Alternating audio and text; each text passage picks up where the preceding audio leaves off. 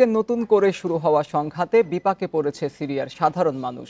2 সপ্তাহে দেশ ছাড়তে বাধ্য হয়েছে প্রায় 3 লাখ বাসিন্দা।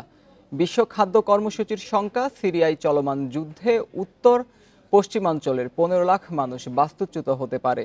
অস্থিতিশীল পরিস্থিতিতে এরই মধ্যে চরম খাদ্য ও প্রয়োজনীয় পণ্য সংকটে পড়েছে দেশটির কয়েক লাখ বাসিন্দা।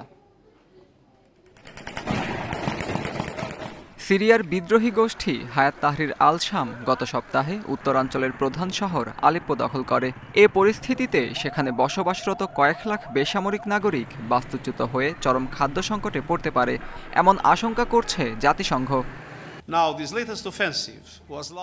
দখলকৃত অঞ্চলে কয়েক হাজার বেসামরিক নাগরিক ঝুঁকির মধ্যে রয়েছে। আমরা দেশব্যাপী যুদ্ধবিরতি ও নিরাপত্তা পরিষদের প্রস্তাবগুলো বাস্তবায়ন করে যুদ্ধের তীব্রতা কমানোর চেষ্টা করছি।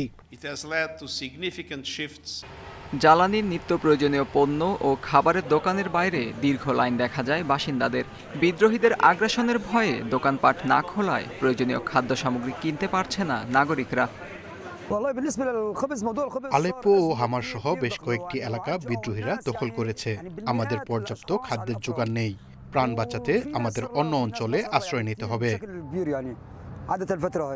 এদিকে সরকারি বাহিনীর হামলা জোরালো হওয়ার পর আলেপ্পো থেকে পালিয়ে বাব আল সালাইমে ক্রসিংয়ে আটকা পড়েছে অনেক সিরীয়। সহিংসতা শুরুর পর ইতিমধ্যে 2,80,000 মানুষ বাস্তুচ্যুত হয়েছে। যদি এমন পরিস্থিতি অব্যাহত থাকে, প্রায় 15 লাখ মানুষ বাস্তুচ্যুত হবে। এজন্য আমাদের আরও ত্রাণ সহায়তার প্রয়োজন হবে। সিরিয়ার বিদ্রোহীরা সম্প্রতি দখল করেছে হামা শহর। উত্তর সিরিয়া জুড়ে দখল অভিযান অব্যাহত রেখেছে তারা। 8 বছর পর আবারও বড় পরিসরে সংঘাতে জড়িয়েছে সরকারি বাহিনী ও বিদ্রোহীরা।